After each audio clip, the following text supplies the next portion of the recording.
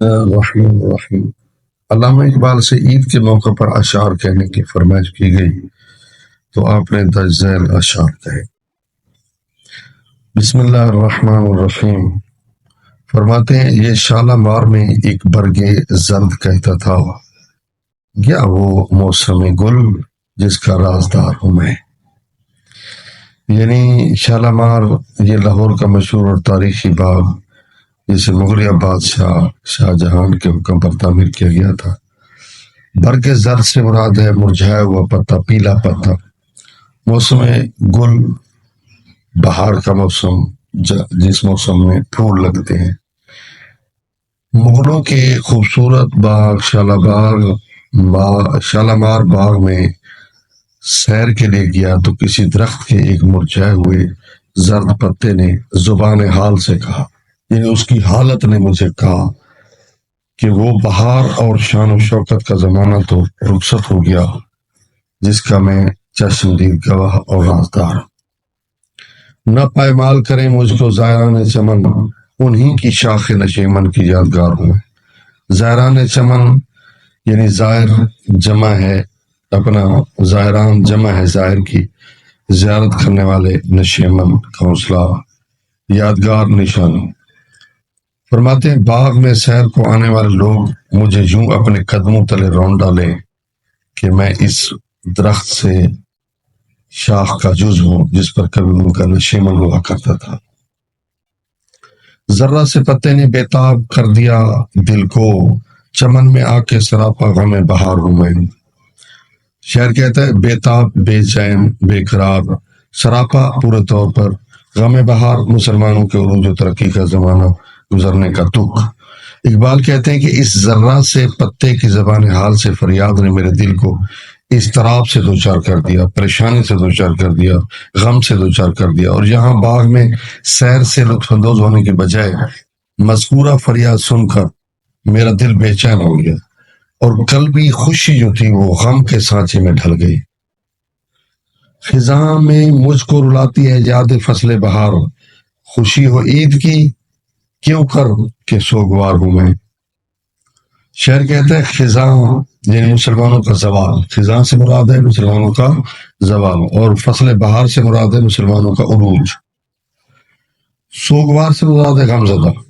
شعر کہتا ہے یہی وجہ ہے کہ خزاں کے دور میں بہار کے موسم کو یاد کر کے میں روتا ہوں، افبار ہوتا ہوں۔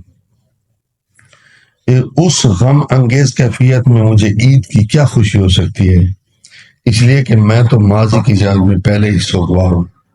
شعر کہتا ہے کہ جو مسلمانوں پر خزاں کا دور ہے اور اس خزاں کے دور میں عید آ رہی ہے، مجھے تو وہ عروج کا زمانہ یاد آ رہا ہے اور میں رو رہا ہوں کیونکہ میں خزاں میں ہوں، اور بعین ہی آج کل وہی کیفیت ہے کہ ہر جگہ مسلمان مارے جا رہے ہیں اور ہم عید منا رہے ہیں۔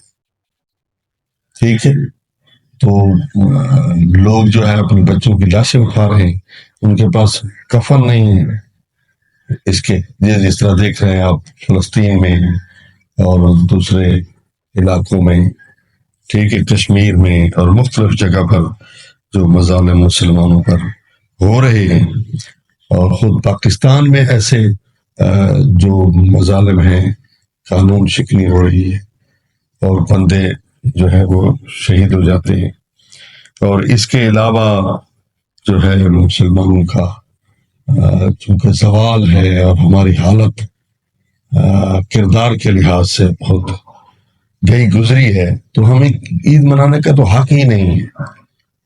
اور دوسرا یہ ہے کہ جب ہم عید کے تقاضے پورے نہیں کرتے تو شاعر کہتا ہے کہ ہم کیسے عید منائیں، مجھے تو یہ ماضی یاد آ جاتا ہے۔ تو اللہ تعالیٰ اس عید پر ہمیں خوشی نصیب فرمائے اور ہمارے جو دوستان غم میں ہیں ان کا غم دور فرمائے۔